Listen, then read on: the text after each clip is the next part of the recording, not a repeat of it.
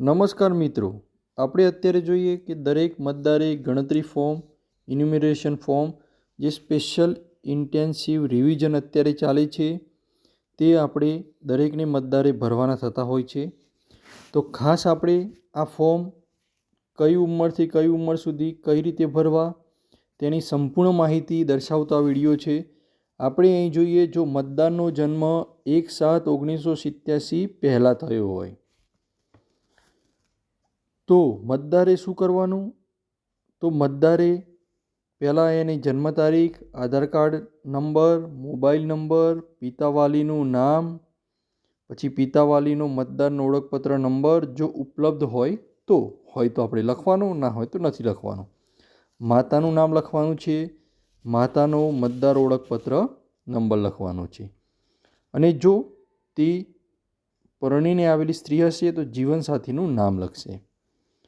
પછી જુઓ, 1/7/1987 પહેલાં જન્મેલો મતદાર છે અને તેનું નામ છેલ્લા એસઆઈઆરની મતદાર યાદી એટલે કે 2002ની મતદાર યાદીમાં નામ છે તો ત્યાં આપણે મતદારનું નામ નીતિનભાઈ પટેલ છે તો નીતિનભાઈ પટેલ, મતદાર ઓળખપત્ર નંબર લખીશું. તેના સંબંધીનું નામ જે 2002ની યાદીમાં સંબંધીનું નામ લખેલું હશે બાજુમાં તે લખીશું. ત્યાં એનો સંબંધ પણ દર્શાવેલો હશે. અહીં પિતા છે તો પિતાનો સંબંધ, જિલ્લો એ વખતે જે હોય તે, રાજ્ય, વિધાનસભા મત વિભાગ નંબર, નામ અને અહીં નીચે વિધાનસભા મત વિભાગ નંબર જે 2002ની યાદીમાં છે તે, એ 2002ની યાદીનો ભાગ નંબર અને અહીં મતદારનો અનુક્રમ નંબર. આટલું આપણે લખી અહીં મતદારની નીચે સહી કરાવવાની છે અથવા તેનો અંગૂઠો કરાવવાનો છે. અને આ સંપૂર્ણ વિગત બીએલઓએ એસઆઈઆર 2002ની યાદીમાં ચેક કરી અને બીએલઓએ સહી કરાવવાની છે. આટલું થયું 1/7/1987 પહેલાં જન્મેલો મતદાર અને જેનું નામ તે સમયની મતદાર યાદીમાં છે તે. હવે આપણે બીજો મતદાર લઈએ કે જે મતદાર 1/7/1987 અને 2/12/2004ની વચ્ચે જન્મેલો છે. એટલે આ મતદારનું નામ 2002ની મતદાર યાદીમાં નથી. તો આપણે એના પિતાનું નામ પહેલાં જન્મ તારીખ લખીશું, આધાર કાર્ડ નંબર, મોબાઈલ નંબર, પિતાવાલીનું નામ, પિતાવાલીનો 2025નો આપણે અહીં ચૂંટણી કાર્ડ એટલે કે મતદાર ઓળખપત્ર નંબર લખીશું. માતાનું નામ લખીશું, માતાનો 2002નો આપણે અહીં ઓળખપત્ર નંબર લખીશું. અહીં જો પરણીને આવેલી સ્ત્રી હશે તો તેના પતિનું લખીશું અહીં. હવે આપણે નીચે જોઈએ, આ મતદાર 1/7/1987 અને 2/12/2004ની વચ્ચે જન્મેલો છે માટે આ મતદારનું એસઆઈઆરમાં નામ નથી. તો એની જમણી બાજુ જે સંબંધીનું નામ છેલ્લા એસઆઈઆરમાં છે તે વિગત અહીં આપણે લખવાની છે. તો તેમાં નામ પટેલ નીતિનભાઈ, આ કુણાલભાઈના ફાધર છે તેમનું નામ, તેમનો ઓળખપત્ર નંબર. અને 2002ની યાદી જોઈશું તો નીતિનભાઈની સામે સંબંધીમાં એમના પિતાનું નામ પટેલ અમૃતભાઈ લખેલું તો અમૃતભાઈ લખવાનું.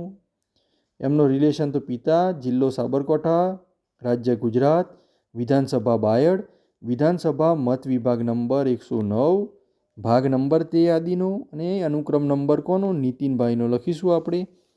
અને મતદાનની સહી કરાવીશું. નીચે એસઆઈઆર ચેક કરી બીએલઓ સહી કરશે. આમાં આપણે ખાસ નામમાં નીતિનભાઈનું લખવાનું છે, ભલે કુણાલભાઈનું હોય પણ 2002ની યાદીમાં તો નામ નીતિનભાઈનું છે માટે નીતિનભાઈનું. અને સંબંધીનું નામ તો 2002ની યાદીમાં નીતિનભાઈના સંબંધી અમૃતભાઈ છે તો અમૃતભાઈનું નામ લખીશું. હવે આગળ 2/12/2004 પછી જન્મેલા, તો આ મતદારનું નામ તો 2002ની યાદીમાં નહીં હોય, પરંતુ આપણે આનો જન્મ તારીખ, આધાર કાર્ડ નંબર, મોબાઈલ નંબર, પિતાવાલીનું નામ ઘનશ્યામ કુમાર પટેલ, એમનો ઓળખપત્ર નંબર, માતાનું નામ, માતાનો ઓળખપત્ર નંબર. હવે આપણે જોઈશું કે એ 2/12/2004 પછી જન્મેલા હોય તો તેની બે વ્યક્તિની વિગત લખવાની, મમ્મી, પપ્પા, દાદા અથવા દાદી. તો એ જો આ રીતે આપણને એસઆઈનું ફોર્મ આપ્યું છે, આ રીતે આપણે ઊભો લીટો દોરી દઈશું. આ બાજુ નામમાં પહેલાં પિતાનું નામ ઘનશ્યામ કુમાર પટેલ, બાજુ માતાનું નામ રાધાબેન પટેલ, એમનો ઓળખપત્ર નંબર, ઘનશ્યામભાઈનો ઓળખપત્ર નંબર 2002ની યાદીમાં છે તો લખ્યો, માતાનું નથી લખતા. સંબંધીનું નામ ઘનશ્યામભાઈની 2002ની યાદીમાં સંબંધ અમૃતભાઈ છે તો ત્યાં લખ્યું. રાધાબેનની સામે સંબંધી ઘનશ્યામ કુમાર પટેલ છે ત્યાં લખ્યું. અમૃતભાઈ ઘનશ્યામભાઈના પિતા છે પિતા લખ્યું.